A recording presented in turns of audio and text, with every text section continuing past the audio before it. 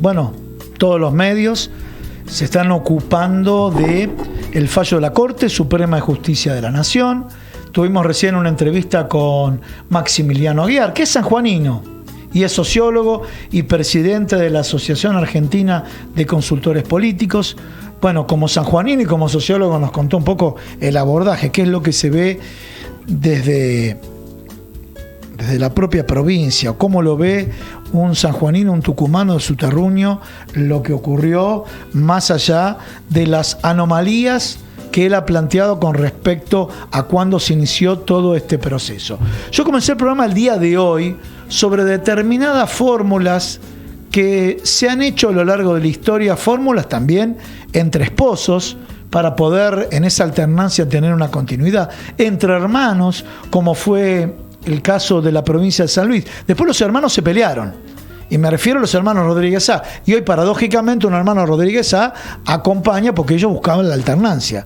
Hasta que dijeron, no nos alterna más y, bueno, tendremos que ser renovados. Y uno quedó por el lado del peronismo y otro quedó más cerca, de Juntos por el Cambio. Pero este tema de permanecer en el poder de manera prolongada parece que es una constante. Y ahora sí, me comenta acá nuestra productora y también nuestra directora técnica en el día de hoy, Eliana Gómez, que tenemos comunicación telefónica. Sí, estamos con el exdiputado nacional Jorge Enríquez, exdiputado nacional por Juntos por el Cambio. Bueno, Jorge, muy buenas tardes.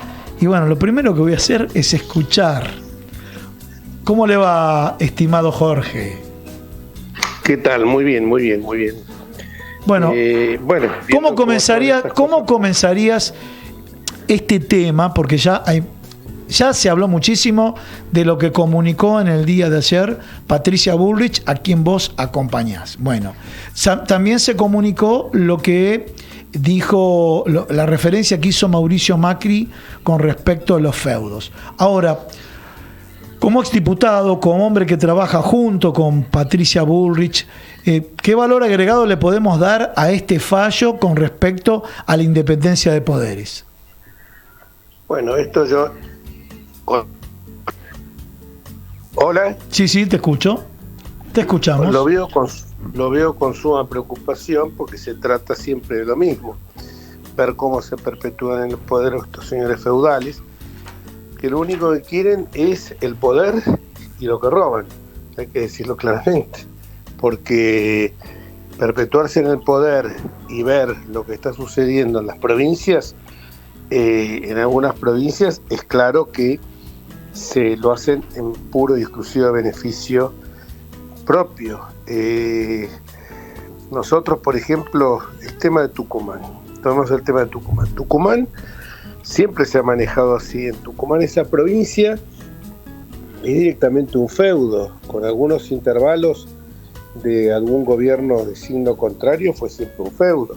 La Corte Suprema de Justicia de la Nación, estas dos medidas cautelares que ha dictado, suspendiendo las elecciones provinciales previstas para el domingo próximo en Tucumán y San Juan, si bien no son fallos que resuelven definitivamente la cuestión, impiden que un hecho consumado torne ineficaz una decisión judicial posterior. En el caso de Tucumán, la Constitución provincial le prohíbe a Mansur la reelección, porque solo admite una reelección consecutiva y ella lleva 2 mandatos. El Superior Tribunal de la provincia se limitó a una interpretación literal del artículo 90 de la Constitución provincial.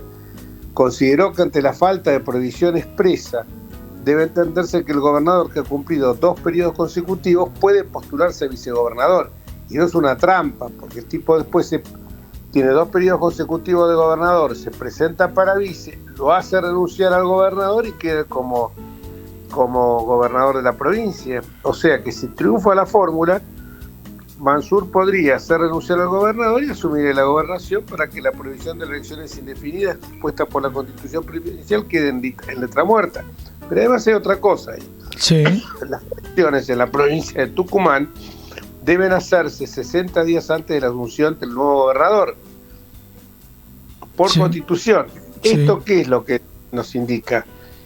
que si asume en octubre tenía que ser en agosto. ¿Por qué lo manda a mayo? Lo manda a mayo porque todavía no sé, porque esta caída libre que tiene la Argentina todavía no se ha profundizado. La vamos a ver, y esto no es el apocalíptico, en los meses posteriores. Entonces se quiere despegar Mansur de esto. No es una... no hay más que conocer el escaso apego a la institucionalidad del peronismo en general y del peronismo tucumano en particular para darse cuenta que esto es moneda corriente. En San Juan el gobernador que hace kirchnerismo prolijito, ¿no? Kirchnerismo light parecería, que es Sergio Uñac. Uno lo escucha hablar de Uñac, yo he tenido conversaciones personales con él, uno lo ve una persona correcta, todo.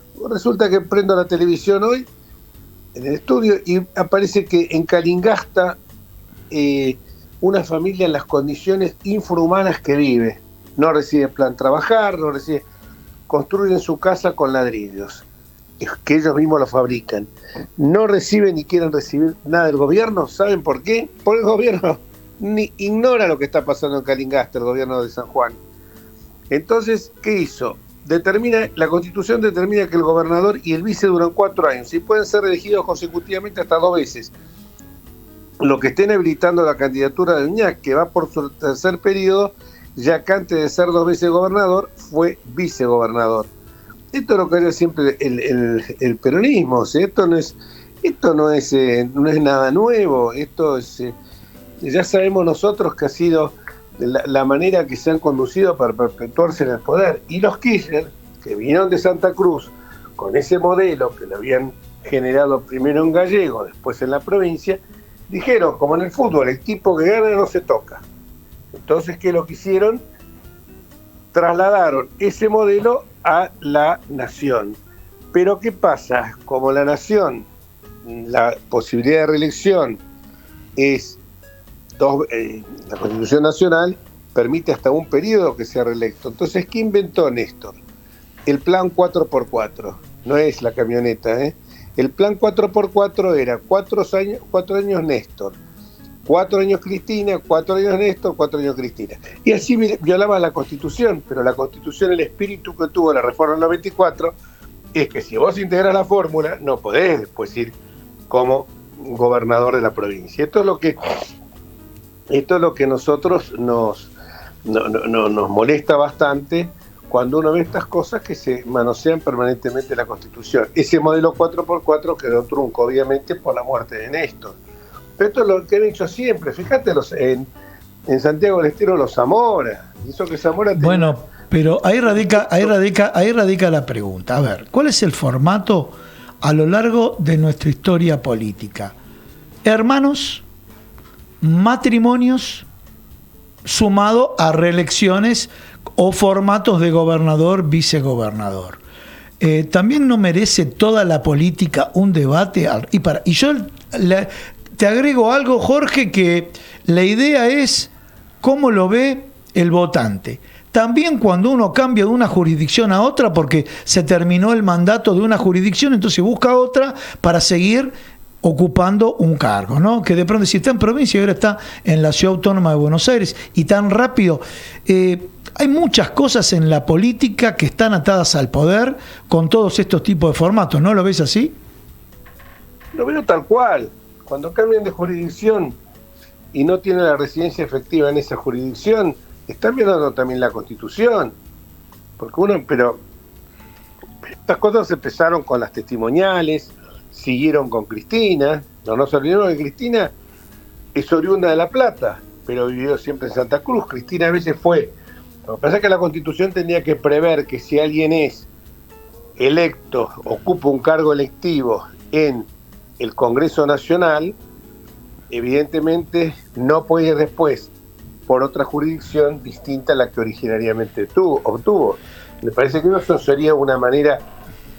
Pero Jorge, disculpame esta apreciación. Vos me mencionás a Cristina, estamos de acuerdo. Pero de pronto Jorge Macri, Vicente López y pasa a la Ciudad Autónoma de Buenos Aires. Imagínate un sanjuanino que vive en el límite de Mendoza. Entonces, Eso sería la fotografía. El límite es un viajecito de 15 minutos, 20 minutos. Y María Eugenia Vidal fue gobernadora. Ahora no se presenta, o podría presentarse. Y eso es lo que, yo te digo, lo que ve el votante, ¿no es cierto? Entonces, reitero, hermanos que buscaban alternar y después no alternan, y casualidad, en el caso de San Luis, uno se acerca a la coalición opositora porque se peleó con el hermano. Matrimonios que rotan y fórmulas donde rotan gobernador y vicegobernador. Y la gente dice, pucha, ¿esto es la política para solucionarme los problemas o es una disputa de poder? Es una disputa de poder, claramente. ¿Qué querés que te diga? Es una disputa de poder. Claramente es eso, se trata de eso. Distinto es una persona, por ejemplo, la Constitución de la Ciudad de Buenos Aires dice que tenés que ser, para ser candidato, tenés que ser nativo de esa jurisdicción, la Ciudad Autónoma de Buenos Aires, o, de lo contrario, acreditar 5 años de residencia inmediata. Si una persona los tiene, en buena hora. Ahora, si no los tenés, ¿viste? La verdad que está flojito de papeles y bueno, tenés que pensar que bueno, te la tenés que bancar. Lo que pasa es que acá parecería, mirá, yo cuando terminé de ser diputado en el año 2021, sí, me dijeron, ¿y ahora qué vas a hacer? Ahora voy a mi casa. ¿A dónde querés que vaya? Pero te quedaste sin ningún cargo, que esto, que lo otro. Escuchame una cosa, los cargos están prestados, hermano. Los cargos están prestados. Uh-huh. Te los dan, vienen con caducidad de fecha de vencimiento. Con fecha de vencimiento. Cuando me decía 9 de diciembre del 2021 usted termina su mandato. ¿Qué va a decir después? ¿Iba a buscar algún artilugio para decir, no, yo me quiero quedar un tiempito más?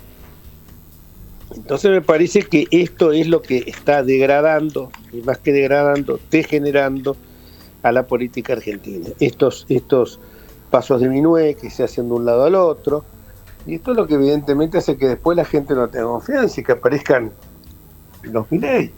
¿Por qué digo que aparezcan los Milei? Porque los Milei aparecen justamente en estos temas que se producen cuando los sistemas políticos no dan respuesta a la necesidad de la gente, están más preocupados en los intereses personales que en los intereses de la gente. Por eso yo creo que acá se impone un cambio, y un cambio con coraje, que solamente Patricia Bullrich lo puede hacer. Bien, ahí vamos al tema nacional ahora. Vamos al tema nacional, pues yo lo adelanté, vos trabajás para el equipo de Patricia Bullrich. Bueno, ¿cómo viene el escenario de campaña? ¿Cómo le dan los números? ¿O cómo ves que va a ser la interna entre Horacio Rodríguez Larreta y Patricia Bullrich? Desde los medios de comunicación, que es una interna muy dura. Desde adentro, ¿cómo lo ves vos? Horacio Rodríguez Larreta es un excelente gestor, un excelente... no dudo en calificar lo que es un muy buen político, pero lo que pasa es que en este momento no se puede andar con paños tibios. En este momento hay que ir al hueso, bien al fondo de la cuestión. Acá la gente no aguanta más. Si Horacio Rodríguez Larreta se empieza a hablar con los sindicalistas para hacer la reforma laboral, y bueno, muchachos, pero ¿querés meter el lobo dentro del gallinero? Y bueno. Pero mira, te voy a hacer un comentario a eso.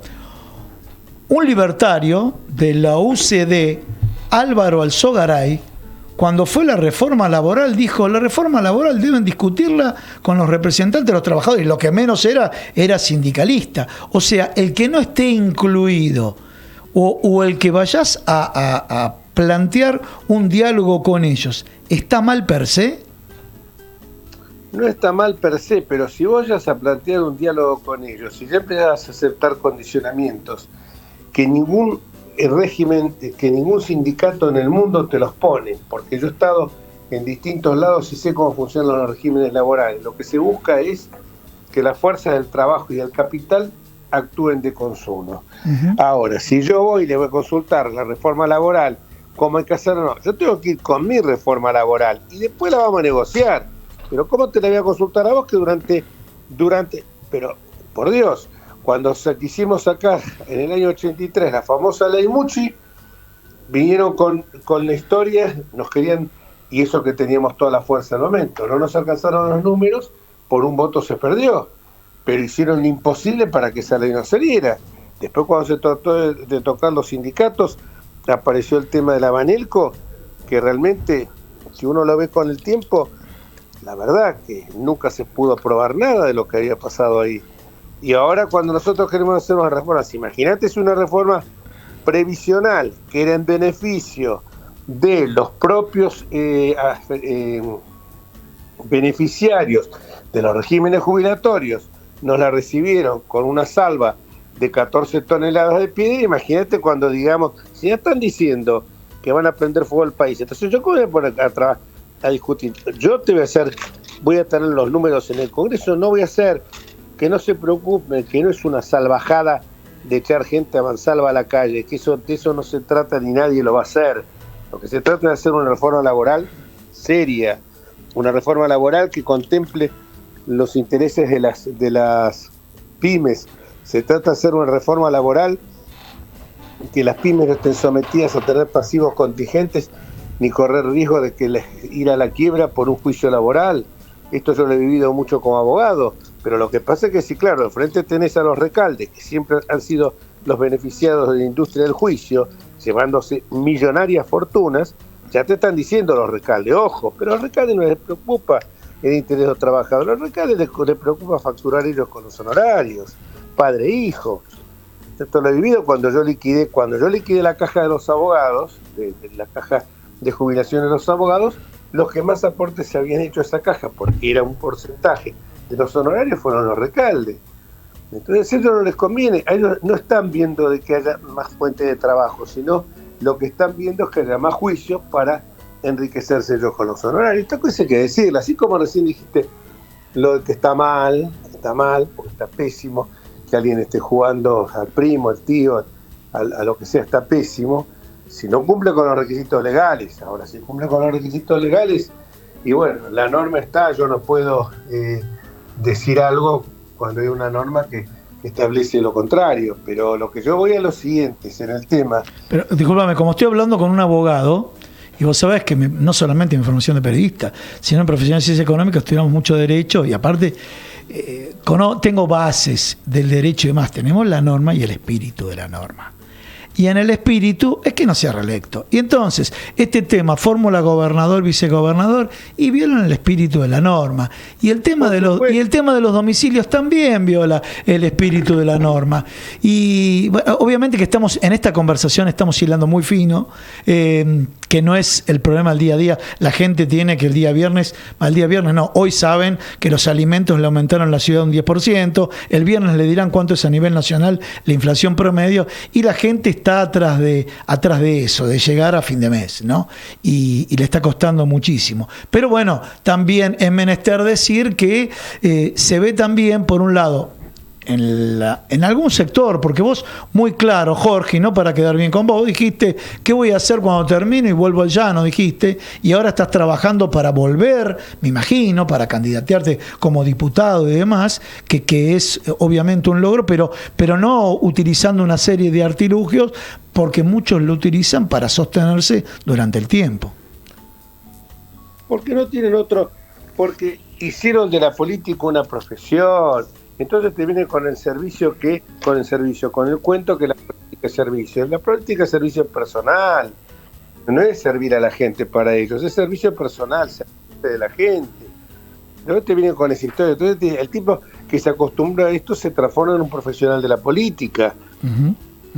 Y yo creo que si un profesional de la política puede serlo, si sos un consultor político, si estudiaste ciencia política, si estás en la academia, si estás en la cátedra, si estás asesorando a funcionarios de origen político, si haces trabajos de campo, pero de ninguna manera, por el hecho que seas, no hay una profesión de diputado. El diputado es un cargo público, electivo, que para eso puedes ser abogado o puedes ser médico, lo que sea, o no podés tener ningún título universitario. Nadie te lo va a impedir porque la Constitución es clara al respecto. Pues yo creo que ya estamos en el siglo XXI y creo que se tendría que poner alguna exigencia mayor para ser diputado. O sea, no estoy hablando del voto calificado, estoy hablando simplemente que me parece que si en la Constitución, en el artículo 16, decimos que la idoneidad es el único requisito que se necesita para ocupar un cargo público, y la honestidad. Claro, los constituyentes del 53 daban por sentado que se presentaba un cargo electivo era honesto, ¿no? Bueno, Jorge, realmente muy, muy interesante la charla, la conversación que tuvimos hoy, que viste que los tiempos radiales te dan mucho más manejo de el desarrollo de temas. Desde ya muy agradecido acá en Madero News con tu participación. Cuando quieran voy personalmente, que me he sentido muy a gusto la última que estuve con ustedes. Bueno, estuvo con nosotros Jorge Enríquez, ex diputado nacional por Juntos por el Cambio. Sí, vamos con mucha música, bueno, vamos con una canción. Yo digo mucha música para ponerle más power ahí y seguimos porque tenemos más gente que tenemos que entrevistar, ¿eh?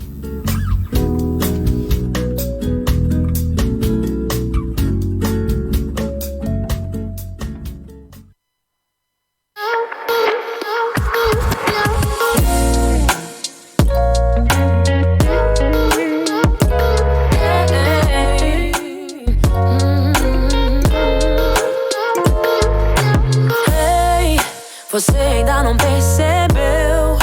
Depois do que aconteceu, só sobrou nós dois, agora é só você e eu. Só viajar.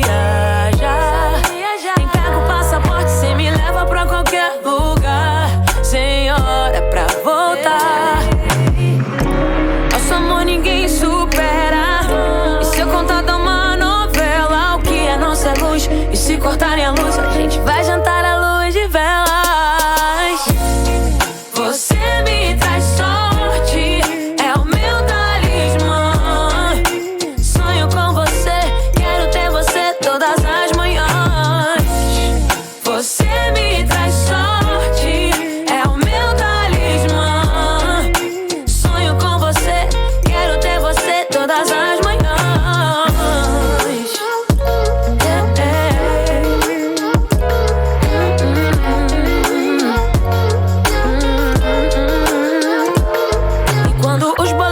Ficamos sem o puto, mas se a gente tem amor, a gente tá no lucro. Um pagodinho pra esquecer, ouvindo SPC. Um funk, eu e você, um dog do suco. Você é a coisa mais perfeita feita nesse mundo. É complicado e perfeitinho, tipo Raimundos. É assim, dias de luta e dias de glória. Só os loucos sabem o que a gente faz em um segundo. Nosso amor ninguém supera. E se eu contar de uma novela, o que é nossa luz? E se cortarem a luz, a gente vai jantar à luz de velas. Você me traz sorte, é o meu talismã. Sonho com você, quero ter você todas as manhãs. Você me traz sorte, é o meu talismã. Sonho com você, quero ter você todas as manhãs.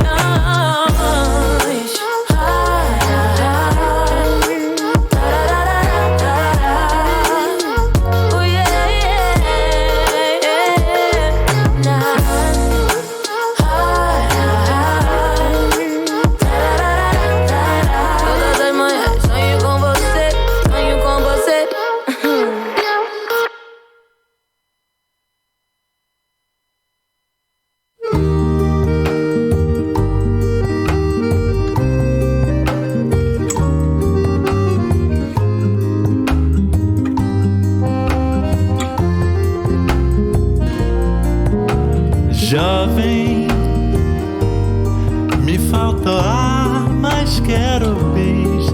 Me sinto jovem, só de fazer você feliz. Finge que a pedra da Gávea é um vulcão erupçando sobre o pecado e o Leblon. Eu vacilei na primeira regra,